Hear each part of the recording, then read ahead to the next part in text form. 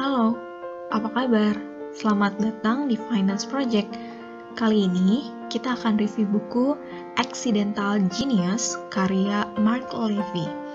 Buku ini menjelaskan tentang konsep gaya penulisan bebas yang dapat digunakan untuk memecahkan masalah yang kompleks, melatih kreativitas, menyempurnakan ide-ide, dan bahkan membuat katalog karya yang dapat diterbitkan. Ada 3 hal menarik dalam buku ini yang bisa kita bahas. Pertama, ada 3 aturan yang harus diikuti dalam melakukan sesi penulisan bebas. Pertama, menulis bebas itu menetapkan konteks yang tepat. Inti dari latihan ini adalah untuk mengalirkan ide. Jadi perfeksionisme hanya akan menghalangi. Sebelum kamu mulai fokus, rileks saja. Ingat, tidak ada tekanan dan tempatkan diri kamu dalam pola pikir 90%, bukan sampai 110%. Kunci kedua, untuk sesi penulisan bebas yang sukses adalah menulis dengan cepat dan koheren. Jangan berhenti, jangan edit, jangan pernah mempertanyakan pernyataan kamu. Ulangi baris jika itu membantu kamu terus bergerak. Fokus pada kuantitas daripada kualitas.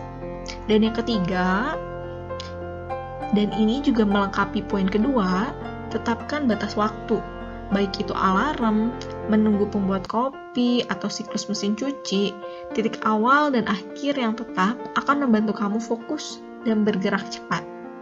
Jadi, untuk sesi penulisan bebas pertama yang bagus, turunkan harapan kamu, menulis dengan cepat dan lancar, tetapkan batas waktu 5 hingga 20 menit. Hal yang kedua, yaitu berbohong dalam menulis bebas dapat meningkatkan kreativitas. Menarik bukan? Karena ini adalah praktek ide, mengabaikan kenyataan demi fantasi menambah proses kreatif loh ternyata. Ada 2 cara yang dapat kamu lakukan. Pertama, hiperbola.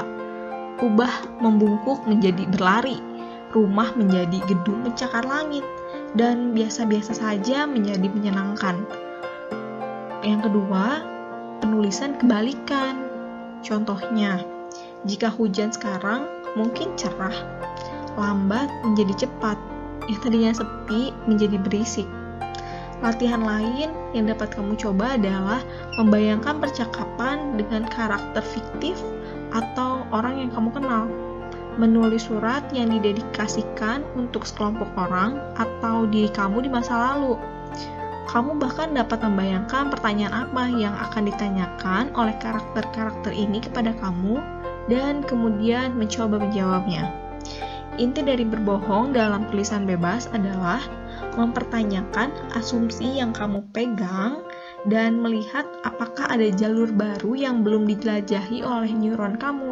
Ini seperti kutipan Einstein. Logika akan membawamu dari A ke B. Sedangkan imajinasi akan membawamu kemana-mana. Terakhir, menulis bebas mungkin merupakan cara tercepat untuk akhirnya kamu menulis buku. Setiap orang dari kita pasti setidaknya memiliki 1 buku cerita kehidupan atau diari. Kebanyakan orang mungkin akan setuju dengan pernyataan ini, bukan? Tapi, sangat sedikit yang menulis buku. Kenapa? Karena menulis buku tampaknya dan memang salah satu tantangan paling menakutkan yang terlintas. Potensi imbalan finansial juga rendah biasanya. Pekerjaannya sulit, tapi buku dibutuhkan selamanya. Sekarang, bandingkan dengan menulis selama 5 menit sehari tentang topik favorit kamu. Bagaimana? Bisa kan? Menyenangkan bukan bila kita lakukan? Tetapi jika kamu melakukan selama setahun, kamu akan dengan mudah menghasilkan 60-150 halaman materi. Latihan menulis bebas secara teratur mungkin merupakan cara termudah dan tercepat untuk menulis buku. Atau katakanlah kamu menulis setiap kali kamu mencuci pakaian.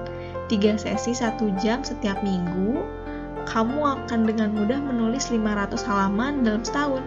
Jika kamu mengarsipkannya, akan sangat mudah untuk mengambil kembali tulisan ini, kemudian mengeditnya, merevisinya, menghubungkan berbagai ide bersama-sama, dan voila, buku pertama kamu siap untuk masuk penerbit.